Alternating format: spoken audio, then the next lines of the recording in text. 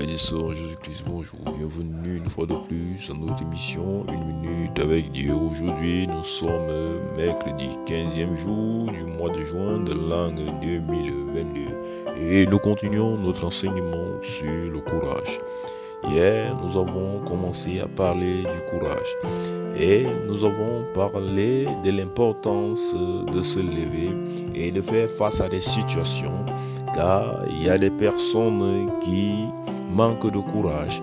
Il y a des personnes qui ratent leur destinée parce qu'ils ne peuvent pas aller affronter une situation, parce qu'ils ne peuvent pas aller vers un lieu donné, parce qu'ils ne peuvent pas se lever en homme courageux. Et alors se ferment en eux-mêmes, espérant que Dieu fera un miracle. Alors qu'il y a des moments où Dieu veut que tu te lèves et que tu foules le pied.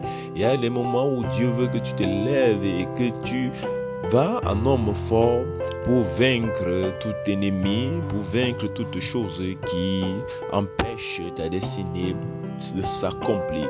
Et aujourd'hui, nous continuons avec le courage, car il y en a beaucoup qui servent l'Éternel, mais qui le servent, comment dirais-je, en sous-marin. C'est-à-dire, ils le servent, mais il n'y a personne qui est au courant parce que cette personne a comme une peur de montrer à tous qu'il sait Dieu. Il a comme une peur de parler de Christ. Il a comme une peur de se lever au milieu d'une foule et dire qu'il aime le Seigneur. Il y a des personnes qui servent Dieu, mais a comme peur de dire à sa famille: je sais l'Éternel, il est mon Dieu. Il y a des personnes qui, même aujourd'hui, vont se vanter du fait qu'il a peur, du fait qu'il ne peut prendre la parole devant une foule. Il dit cela comme étant une qualité. Or, peut-être ta vie voudrait que tu prennes la parole. Peut-être Dieu t'attend le jour où ton zèle sera aussi fort pour crier sur toi. Et la Bible nous dit dans le livre de Luc, le chapitre 12, le verset 4, il est écrit: je vous dis, à vous qui êtes mes amis, ne craignez pas ceux qui tuent le corps et qui après cela ne peuvent plus rien faire.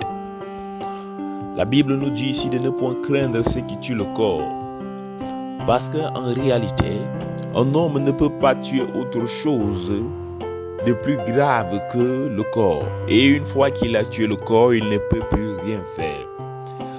Un animal ne peut rien te faire d'autre. Une foule ne peut rien te faire d'autre. Quel que soit ce dont tu fais face, ça ne peut rien te faire d'autre. Dans le plus grave des cas, il tuera ton corps. Et la Bible nous fait comprendre ici de ne point craindre cela. Ça signifie une chose: si ton problème c'est que tu as peur des hommes, tu as peur de ta famille, tu as peur de tes amis, tu as peur de tes patrons, tu as peur des foules, tu as peur des étrangers, la Bible te dit une chose: tu n'as pas à avoir peur. Tu n'as pas à avoir peur. Mais beaucoup se demanderont: mais comment donc quitter la peur? Car c'est beau, c'est bien beau de dire que tu ne devrais pas avoir peur d'affronter des situations. Mais comment ne pas donc avoir peur? Mais je voudrais te dire ce matin, il y a un esprit que tu peux recevoir de Dieu. Cet esprit, c'est le Saint-Esprit. Il y a quelque chose que tu peux demander à Dieu. Et cette chose, c'est de recevoir cet esprit.